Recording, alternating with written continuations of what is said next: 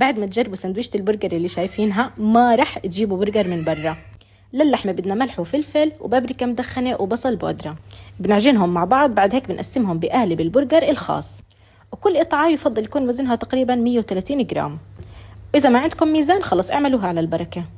بعد هيك بنجهز الخضرة والخبز زي ما بدكم، وصوص الشبت الزاكي اللي رح يكون بطل هاي الحلقة.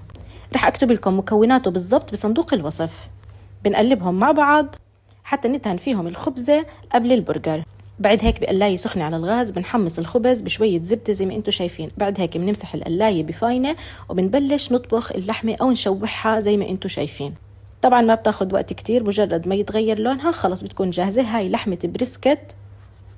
إذا بتحبوا ممكن كمان تشوحوا معاها تركي. التركي بيطلع كتير زاكي مع برجر اللحمة. بنحط أول إشي صوص الشبت الزاكي، بعد هيك الخضروات اللي بدكم إياها، بندورة، بصل، مخلل البرجر الخاص، وخس إذا بتحبوا. بعد هيك بنحط اللحمة والتركي، بس أكيد بدنا نحط عليهم جبنة. الجبنة المستخدمة هون جبنة البرجر الخاصة الشيدر. شوفوا اللحمة ما أحلى لونها بعد ما قلبناها. والتركي أهم إشي تحمصوه حتى يطلع منه النكهة الزاكية. أول ما يتغير لون اللحمة كاملة بتشيلوها عن الغاز حتى تضلها جوسي ومن جوا طرية وبتشهي. جربوها خرافية واعملوا حفظ للريح.